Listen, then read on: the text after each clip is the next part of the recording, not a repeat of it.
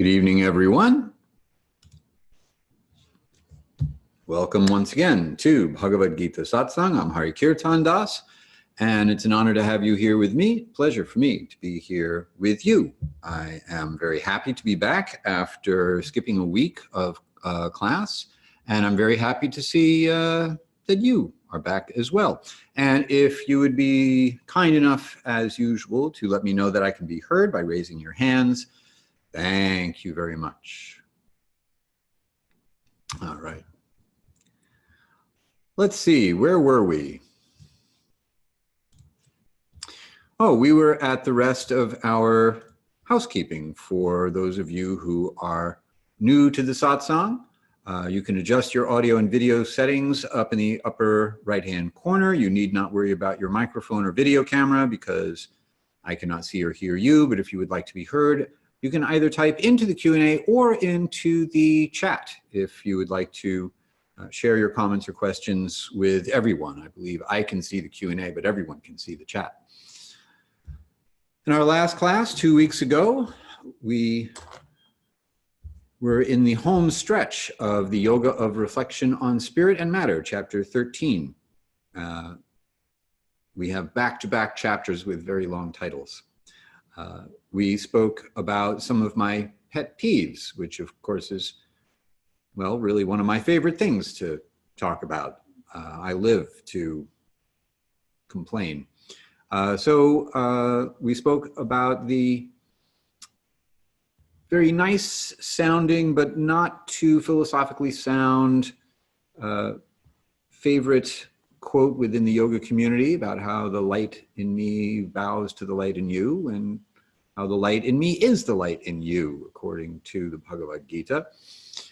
We spoke about material nature as the cause of effects, the soul also as cause of effects, and contextualize that. And we're going to go a little bit deeper into this discussion because this is an area that is very easy to have confusion in. In fact, as we head into the end of this chapter, the opportunity to get confused just gets deeper and deeper. We spoke about the relationship of the soul and material nature. So this evening, we'll finish the chapter by speaking about how the self sounds like an innocent bystander, so also a not so innocent bystander in the activities of material nature. We'll speak about how spirit and matter are like oil and water, or more accurately, how like sky and everything that sky permeates, the sun and everything that is lit by the sun. We'll conclude the chapter this evening and we'll do a brief review. We will begin, as we always do, with our invocation mantra. So for those of you who are new to Sanskrit diacritical marks, the dot over the M indicates that we close the back of our tongue to the roof of our mouth as we bring our lips together. The bar across the vowels, in this case an A, indicates a long and open version of that vowel as opposed to a short and less open version when there is no marking. So if you like, you can chant back after I chant. Om Namo Bhagavate Vasudevaya.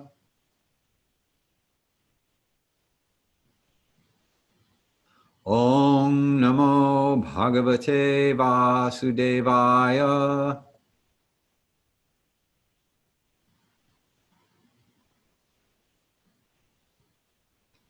Om Namo Bhagavate Vasudevaya.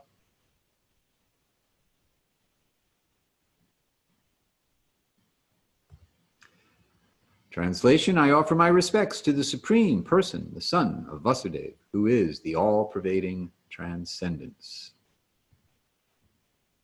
Okay.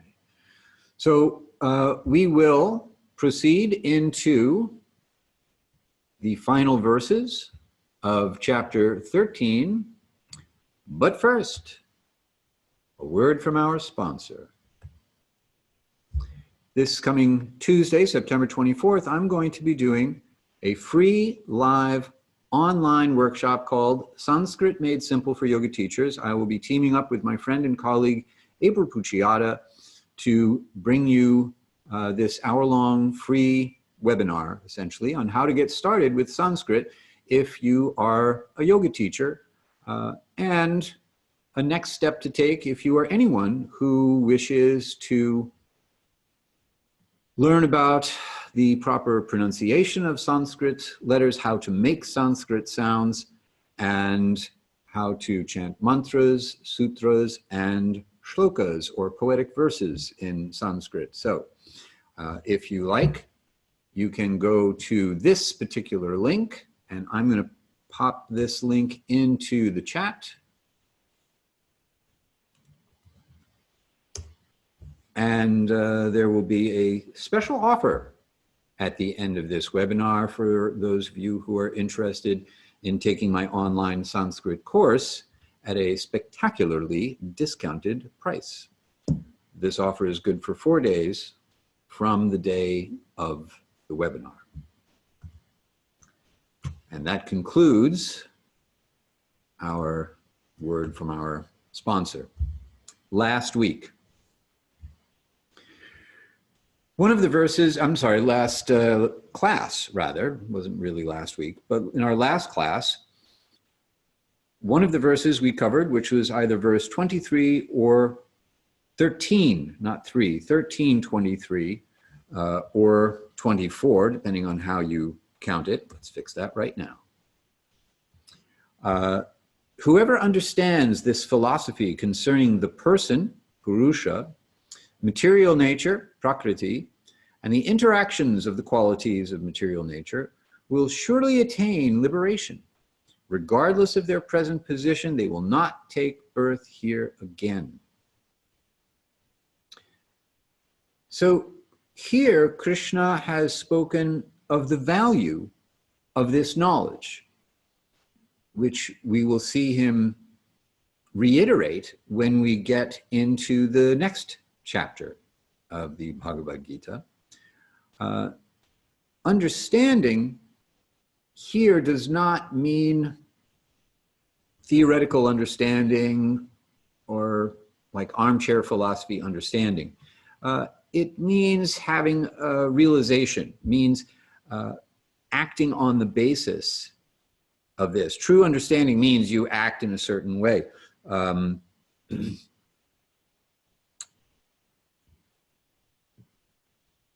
There's a young woman who just took a boat from Europe to America. Greta, I forgot her last name, but she's a very young environmental activist who is imploring and insisting that people who have power to do something about climate change actually do something. Which is to say, first they have to understand that the house is on fire, and then they should panic as if the house were on fire. They should, you know, that's the understanding that she has, and I think that's a pretty reasonable understanding. So if you actually understand the situation that your house is on fire, then you act in a certain way. Whereas if you just have some theoretical understanding that your house is on fire, but you don't really know what that means, you don't really accept the implications of that, then it may not change how you act. So here, what we're talking about is an understanding that changes how you act based on realization as opposed to simply a theoretical idea. Which brings us to this week's verses, 29 through 34 or 30 through 35, depending on how you are counting them, as we have already described. So I will go through the verses, the translations, and then we'll go back into each verse and take a look at each verse in detail. All right, so beginning with verse 29 or 30, as the case may be, Krishna continues his response to Arjuna's question from the very beginning of the chapter. One who sees that all activities are enacted exclusively by material nature and sees that the self is not the source of such action actually sees. Text 30 or 31. When one perceives the distinctive states of all beings as abiding in a unity from which all states emanate, one advances to the experience of Brahman. Text 31 or 32. And here, with this verse and the next verse, I'm going to give you two different translations. Here they are. The first translation is from Bhagavad-gita As It Is by A.C. Bhaktivedanta Swami Prabhupada. Those with the vision of eternity can see that the imperishable soul is transcendental, eternal, and beyond the modes of nature. Despite contact with the material body, O Arjuna, the soul neither does anything nor is entangled. The second translation comes from Hridayananda Das Goswami's, or H.D. Goswami's, literal translation of Bhagavad Gita with commentary. Beginningless, modeless, this unchanging supreme soul does not decline. Though present in the body, he neither acts nor is tainted. I'll get back to why I'm offering two different translations when we look at these verses in detail. The next verse, 32 and 33, also, I'm going to translate two different verses. Once again, I will start with Srila Prabhupada's Bhagavad Gita As It Is translation. The sky, due to its subtle nature, does not mix with anything, although it is all-pervading. Similarly, the soul situated in Brahman vision does not mix with the body, though situated in that body. The next translation is from Graham Schwagg's Bhagavad Gita, the Beloved Lord's Secret Love Song. Just as all pervasive space is not tainted due to its subtle nature, similarly, the self, with a capital S, abiding in every body is not tainted.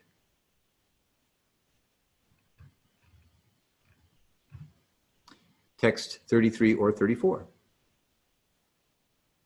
Just as the sun alone illuminates the entire world, so does the one who resides within the field of activities illuminate the entire body, O son of Bharat.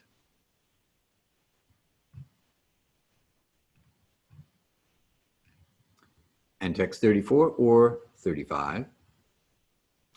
Thus, those who see with eyes of knowledge the difference between the field and the knower of the field, and who can understand the process of liberation from the influence of material nature, attain to the supreme.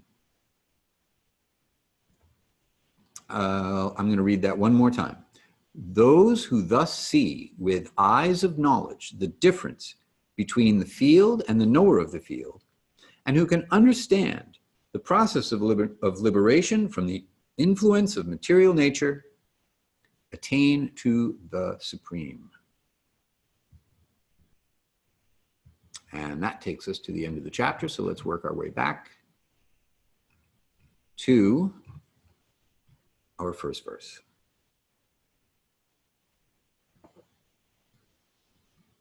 All right, once again, verse 29 or 30.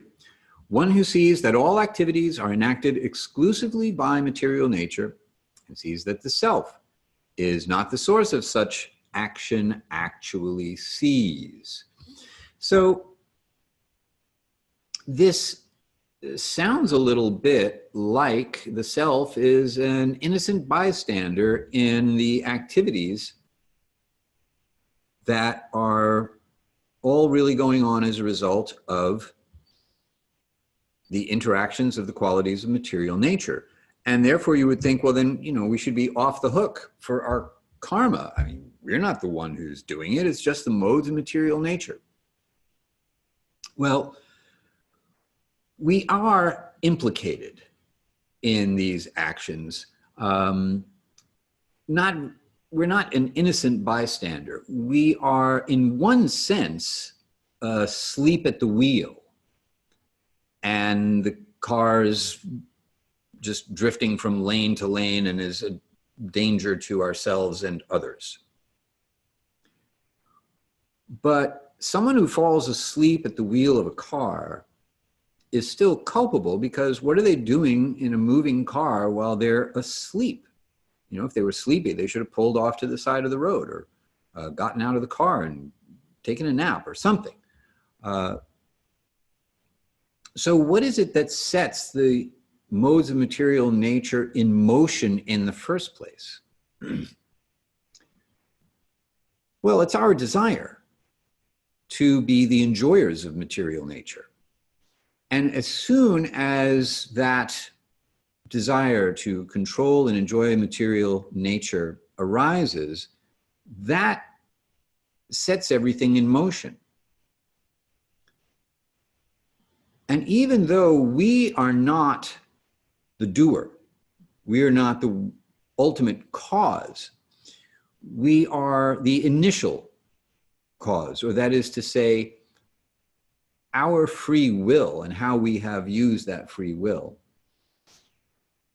puts a chain reaction in motion that we then become powerless to stop. We can stop it once we hear how to stop it, and till that happens, we're really asleep at the wheel. So here, Krishna is giving us information that can allow us to participate in stopping this chain reaction of recurring birth and death in good circumstances or bad circumstances according to karmic reactions being generated by the interactions of the modes of material nature.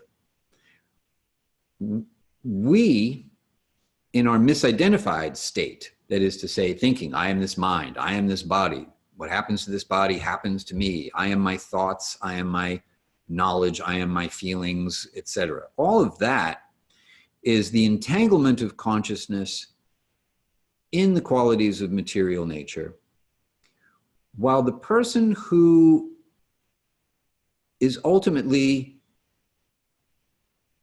conscious is actually not affected by any of this stuff. And awakening to that nature, that true nature of the pure spiritual consciousness that is unaffected by material nature, is the project of yoga.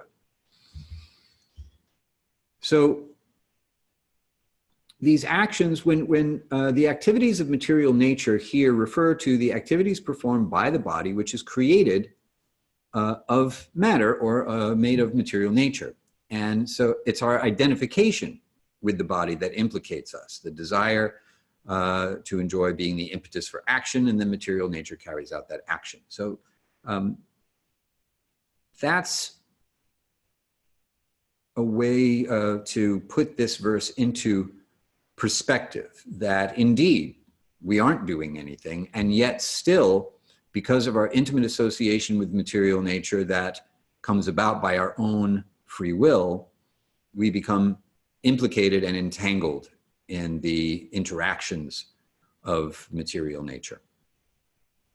If any of that isn't clear, or if you have any question about that, please go ahead and pop your question into the chat or the Q&A, and I will do my best to answer your question. Meanwhile, we can move on to our next verse, 30 or 31, as the case may be. When one perceives the distinctive states of all beings as abiding in a unity from which all states emanate, one advances to the experience of Brahman. So this verse gets us into even more esoteric territory. A lot of translations here will say something to the effect of, when one perceives that all the different states of being, or all appearances of different states of being, are actually all one, that all of the appearances of differentiation are emanations from an absolute unity, then one experiences Brahman, or the undifferentiated oneness of being. So there's a couple of different ways to look at this. First, the realization of spiritual oneness, or Brahman, the unity of all being, is a higher realization than mundane knowledge or sense of identity with the mind and body. So that's by far and away a higher spiritual realization.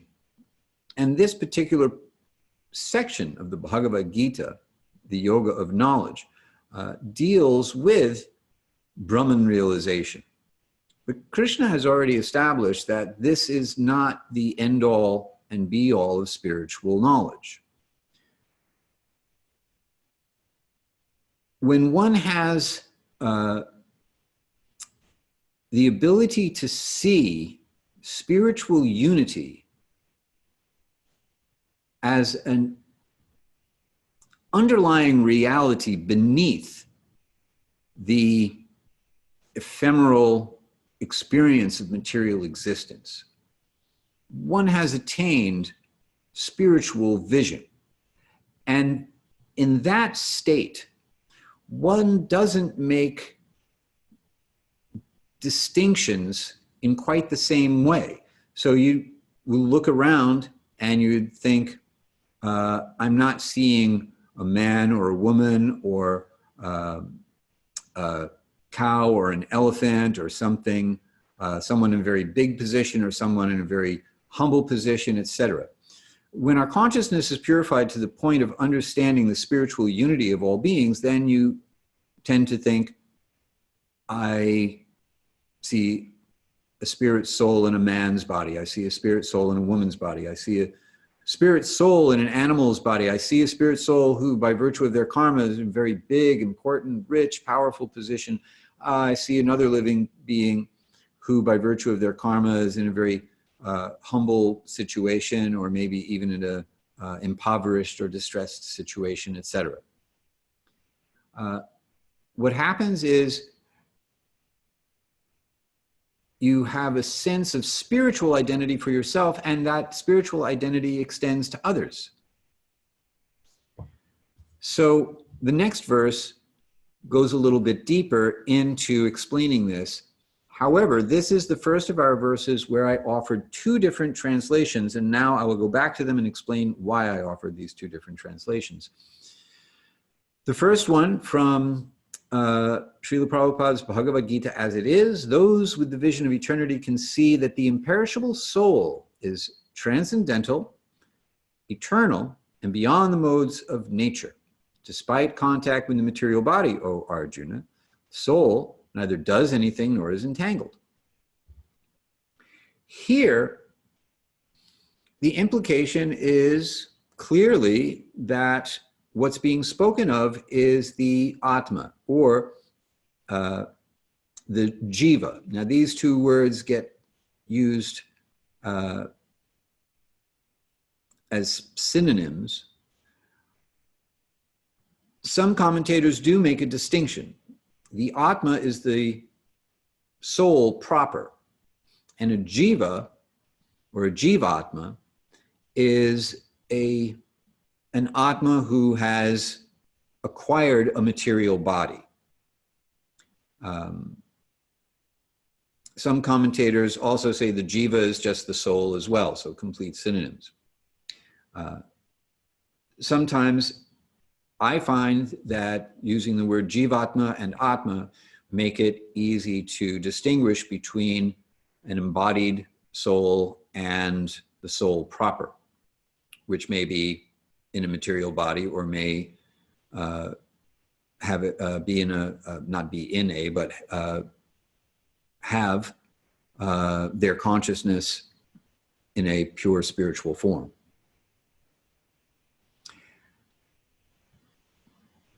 And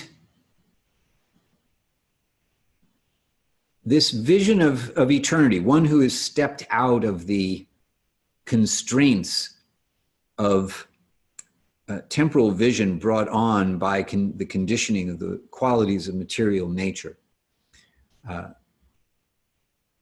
experiences themselves as transcendental, as eternal, as beyond the modes of material nature. And even when they are in contact with the material body, they are not entangled with the material body. Now, that's one way to look at this verse. But the reason I brought up a second translation is because I found that there's another way that this verse is understood. So in H.D. Goswami's translation, beginningless, modeless, this unchanging supreme soul does not decline. Though present in the body, he neither acts nor is tainted. And I read a couple of other translations, and they also were clearly indicating that what is spoken about in this verse is not the Jivatma, but the Paramatma, the Supreme Soul. Now, this is true about the Supreme Soul as well. The Supreme Soul is transcendental, eternal, beyond the modes of material nature. And despite being present in the body, the Paramatma, the Supreme Soul, is not affected by this body, is not attached to it in any way, is not invested in it in any way, is not tainted, or nothing rubs off, nothing material ever rubs off on the Supreme Soul. Now, when we get to these verses, this is where it's very easy to understand how someone might say what Krishna is saying is we are the Supreme Being. And I remain convinced that that's actually not the case. And when I looked at commentaries from a variety of sources, this made me think that this was mine was a correct understanding, or at least based on the presentation of these verses in the Vaishnava tradition. The correct understanding here is not that we are identical to the Paramatma. There's a distinction that Krishna has already made in previous verses very clearly, and that distinction remains here. Now, I'm going to go to the next verse, and then we're going to put these two verses with their 4 different translations all together and get a little deeper into clarifying what the story is with this.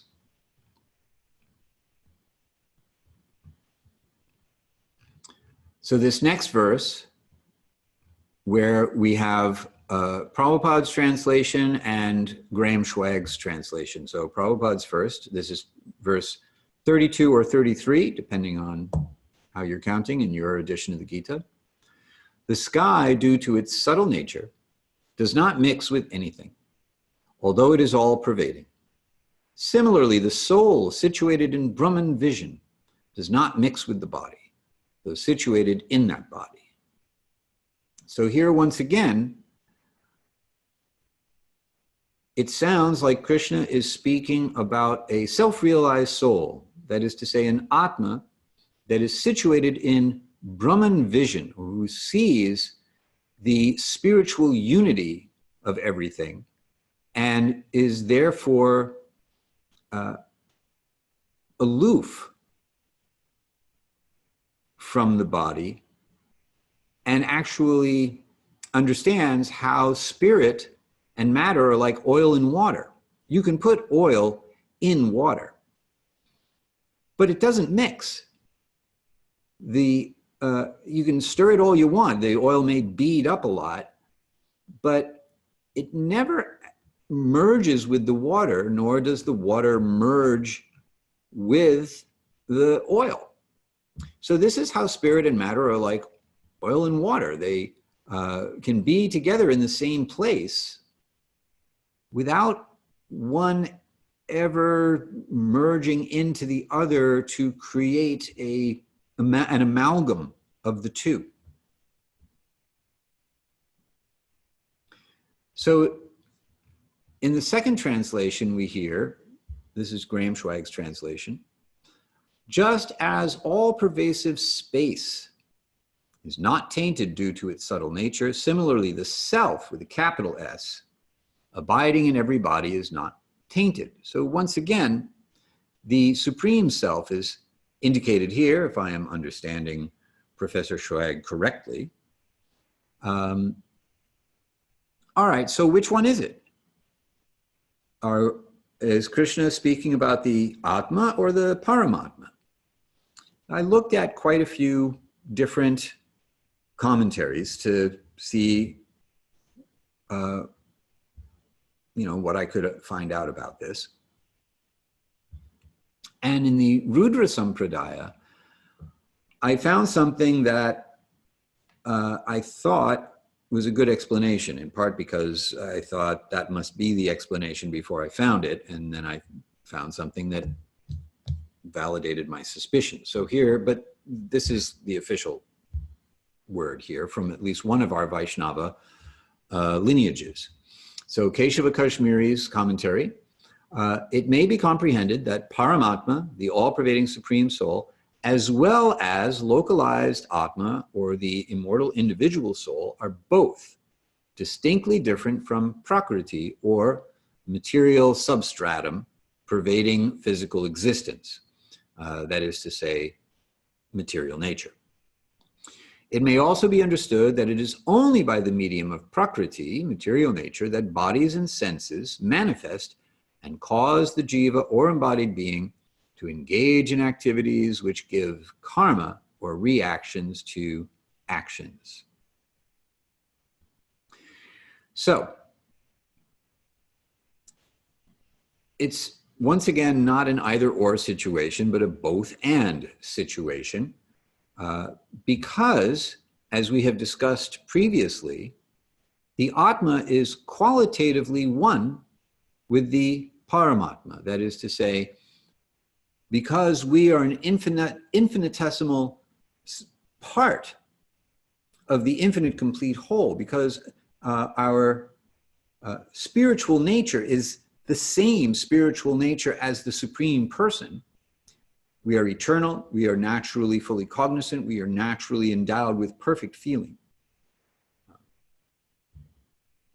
Then the Atma proper is like this. We're like oil in the water of a material body. We're in the body, but we don't actually mix with the body. The body itself is a physical medium through which we engage in activities, or we are entangled in activities that are carried out by material nature. And to the extent that we are entangled by virtue of our misidentification of the self with the body, we acquire reactions to our actions that we are then obliged to experience through the medium of a material body. But the soul proper, it never becomes the body and is never actually a part of what's going on here, which is the tragic part of all this, because we're convinced that this is very much what we are about, when in our true, pure state, none of this coming and going in material life really has an effect on us. This is not to say that we become null and void, that our feelings and experiences are invalid, but rather that there is a whole other kind of experience that we're missing out on account of our consciousness being directed to matter. Anything that exists in the material world is a kind of distorted reflection of spiritual reality. It exists in its original pure condition in the spiritual realm,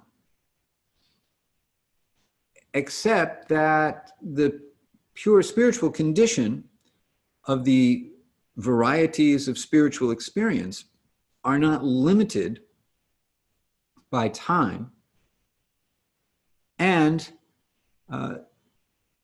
do not have the kind of tragic downsides of karma.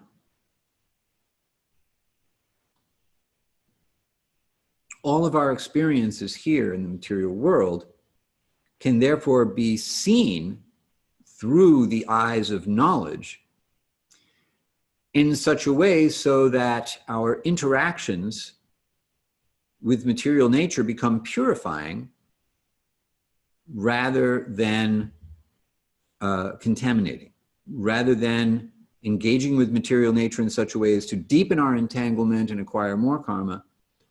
We can engage with that same material nature from a different angle of vision, from an angle of spiritual vision, in such a way so that the actions of material nature that we become involved with have precisely the opposite effect.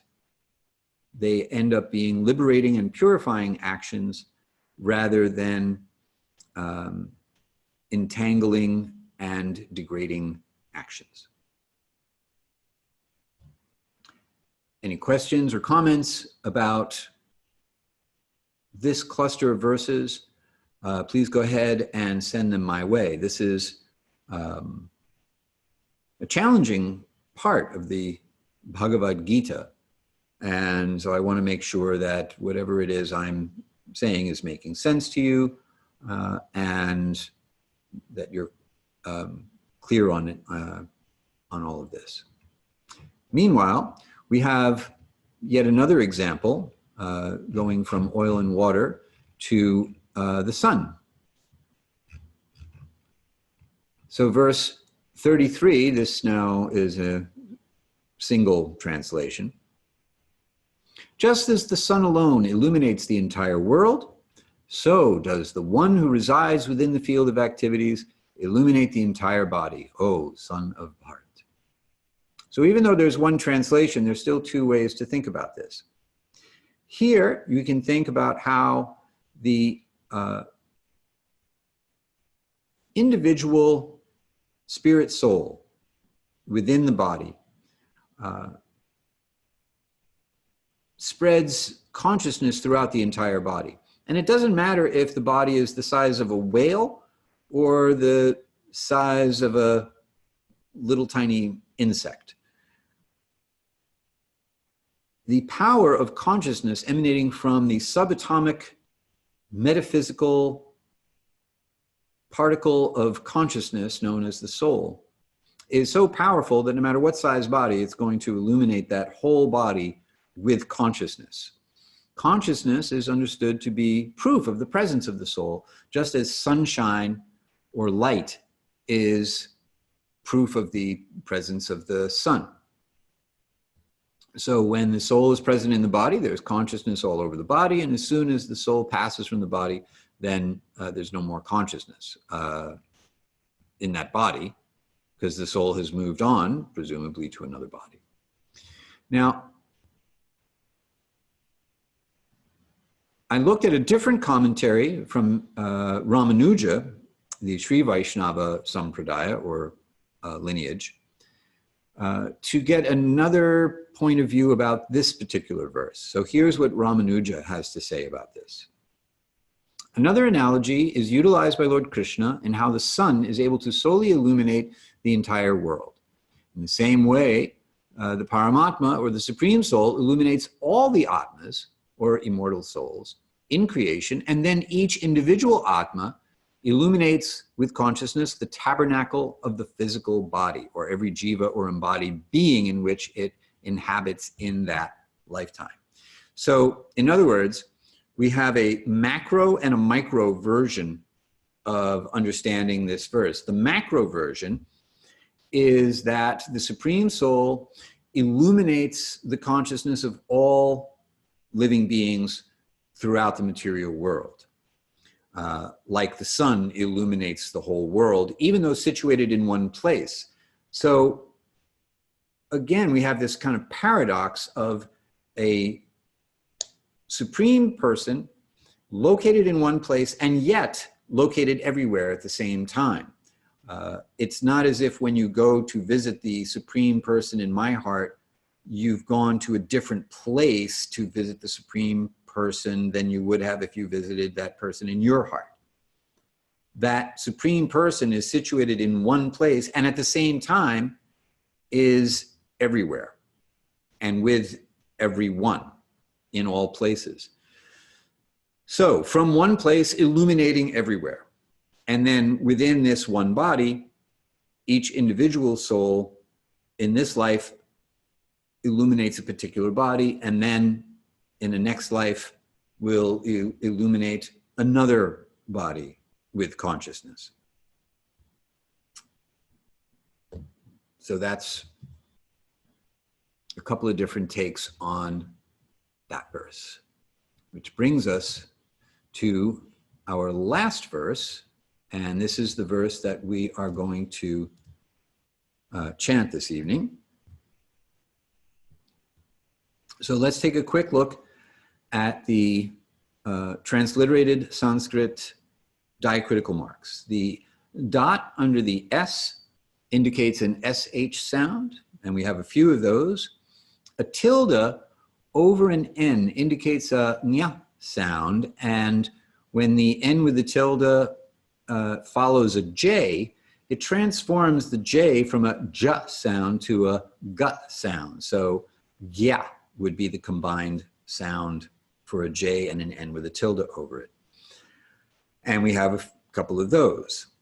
A bar across a vowel, as I said earlier, indicates a longer or more open version of that vowel. If you do not see the bar across a vowel, then it's a more truncated version of that vowel, a little more closed.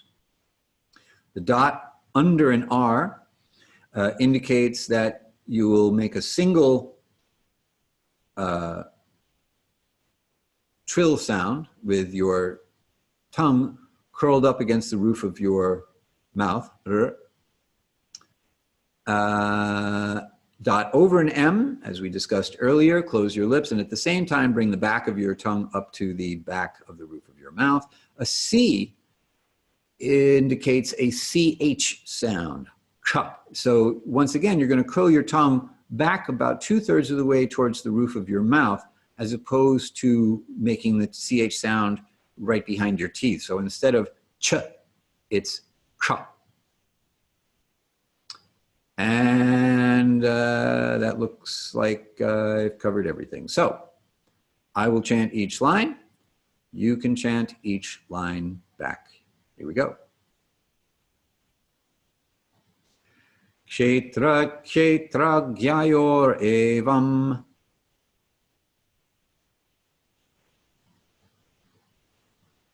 antaram jnana chakshusha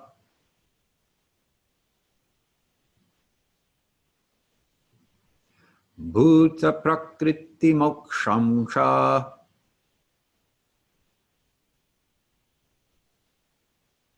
ye viduryanti te param.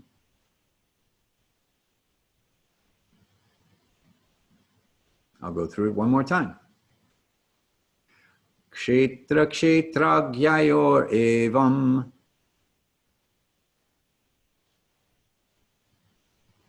antaram jnana chakshusha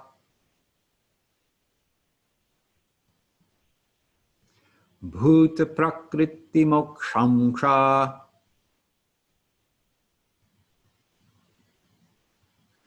ye vidur yanti te param.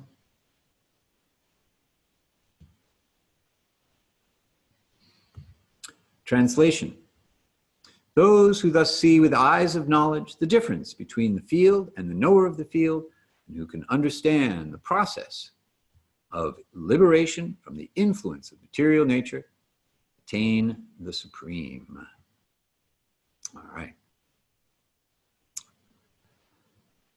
So let's just go back quickly and summarize the whole chapter now that we have this complete response to Arjuna's question. Actually, I shouldn't say complete response, because Krishna is going to continue to elaborate even further and give even more detail about material nature in the next chapter. But here he's given a summary answer to Arjuna's question as it is presented in the Brahma Sutra or the Vedanta Sutra. So Arjuna began the chapter with the inquiry. O Keshava, I wish to understand material nature and the spiritual person, indicating that he already knew at least that there was a difference between material nature and the spiritual person.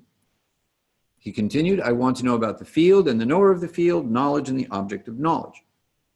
So Krishna then proceeds to answer his question by elaborating on this distinction. The takeaway here is that one should know the distinction between the body or the field of activities and the knower of the body, the person who is experiencing the interactions of the qualities of material nature, and the knower of all fields or all bodies, the supreme person or the param atma, the paramount atma. The next takeaway is that the material world is working by virtue of a conjunction between the soul and the 24 material elements, which we have delineated. And that one who can see how the whole material manifestation is a combination of the soul and the material elements, and can also see how the Supreme Soul is situated within the heart of every being and within everything, that person becomes eligible to be extracted from the entanglement with material nature and become situated in pure spiritual consciousness or experience through spiritual senses, which of course require a spiritual form for those spiritual senses to be coherently organized, which implies that there is spiritual variety for those senses to interact with, receive input from, and act upon, which implies a world within which spiritual activities and relationships take place.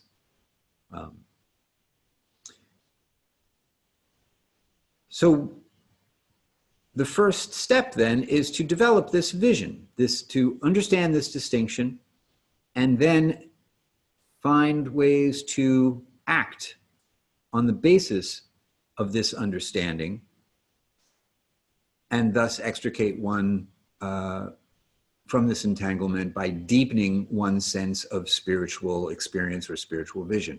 So contemplation on these teachings, and then acting on the basis of them to the best of our ability is how realization comes about.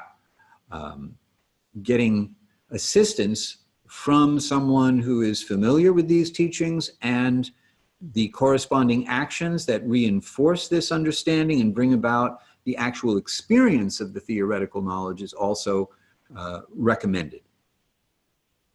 Otherwise, you might end up thinking that yoga is the journey of the self through the self to the self, which sounds good, but doesn't actually mean much when you think about it. And you may also end up with concepts that sound good, like the light in me bows to the light in you, one of the more popular definitions of namaste, although not particularly an accurate one, I think. Back in class number 76, I went into some detail about why that sounds very nice, but doesn't really make an awful lot of sense when you think about it. And Krishna has made it pretty clear that the light in me is the light in you. Therefore, you're talking about the same person, and that person is not us. When Krishna speaks about this, he sets a very nice example by stating that what he is teaching is corroborated by yoga scripture and sages who have realized these teachings. So back in verse 4 of this chapter 13, he establishes what we could consider to be a system of checks and balances in yoga philosophy, namely Guru, Shastra, Sadhu. So Guru, your teacher, tells you that this is how it is. And then you read in Shastra or yoga wisdom texts that the same teaching is given. And then Sadhu, or those who are engaged in sadhana, spiritual practice, you find that those who are advanced on the path of spiritual knowledge also accept this teaching to be true and act on it. Therefore, by this system of checks and balances, you can understand that this can be accepted as a true statement. So Krishna is establishing this system, even though he is the supreme person and is omniscient. Still, he references these scriptures as if to say, this teaching that I'm telling you is also the same teaching you will find in the Upanishads and in the, therefore, the Vedanta Sutras. He also confirms the teachings of the Brahma Sutra or Vedanta Sutra by establishing once again that he is the source of the world and everyone in it. And this is how the Vedanta Sutra begins, by defining Brahman as that from which or from whom everything comes into being, birth, etc. Birth, coming into being, staying for some time, going out of being, all originates with Brahman or Krishna.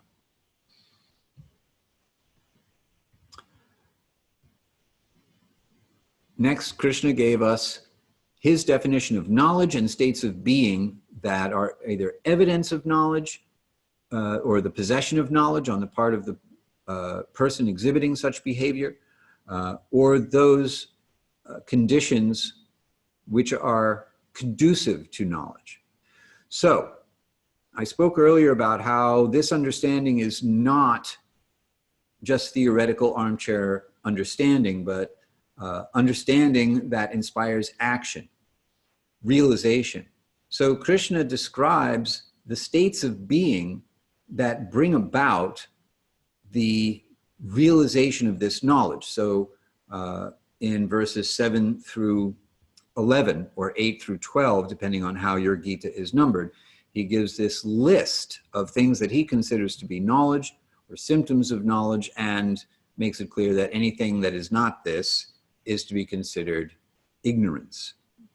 The last few items on that list are particularly important. Constant and exclusive devotion to me. This is a quote from these last two verses. Aspiring to live in a secluded place. Disinterest in social gatherings. Consistently prioritizing the pursuit of self-realization and seeing the value of the philosophical search for the truth. So these last items of knowledge that I spoke about in more detail in the previous class on these verses, this is how this Brahman vision becomes your vision as opposed to an interesting idea.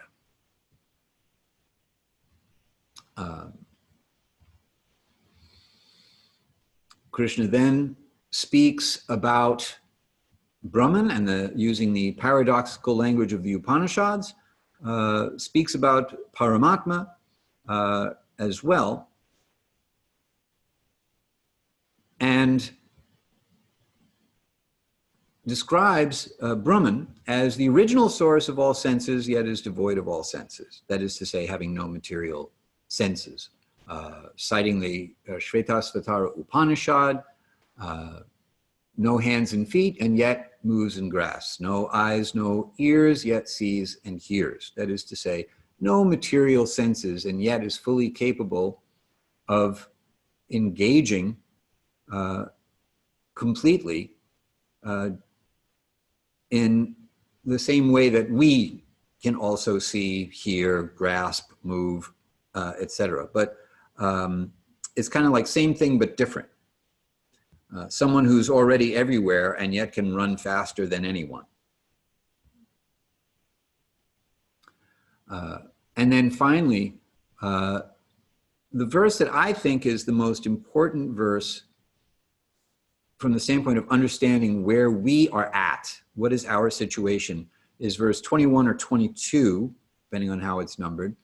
A person thus situated in material nature experiences a mode of being born of that nature, clinging to an identity that arises from the qualities of material nature one meets with good and evil in the course of taking birth among various species.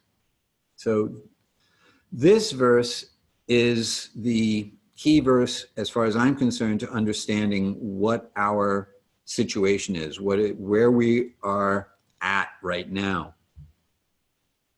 And then the rest of the chapter tells us how we can get to a better situation of not being obliged to take birth among any species. So that's what I got for you tonight. If you have any questions, now's a good time to pop them into the chat or the Q&A. We just spoke about the self as the not so innocent bystander, as the qualities of material nature do their thing based on the domino effect that we have started. We spoke about how spirit and matter are like oil and water, and also like space or sky that is everywhere, and yet, even though everything's resting in it, it is not affected by what's resting in it, or the sun and the sunshine from one place illuminating the entire physical space that it occupies. And we just took a little look back at the rest of the chapter. So tonight we covered 29 through 34, or 30 through 35, as the case may be. If you are watching this after the fact and you have any questions, please send those questions to me at Hari@Hari-kirtana.com. I am always very, very happy to hear from you and look forward to your questions. We'll be back next week for the beginning of chapter 14. This is also, Kavita, you're very welcome. Thank you very much. This is a really, really good chapter for understanding what we see when we look at the world and when we look at ourselves, when we try to understand our own psychology, how we respond to the world, and how we understand the world we're responding to. This chapter is called The Yoga of Seeing the Qualities of Material Nature. So Krishna will go into even greater detail in order to give us an understanding of what these qualities of material nature are that are interacting and that we become entangled with. We'll talk about patriarchal religion and why God is male. I'm sure that will be a delightful topic for many of you. We will also talk about the interdependence of God and God's energies, or how these two things are two sides of the same coin. And this relates to our first point of patriarchal religion. And we will get our introduction to the three gunas, or the three qualities, or ropes or strands of material nature. The word guna can be translated a few different ways depending on the context of our understanding. We will cover verses 1 through 8. And that's what we got for tonight.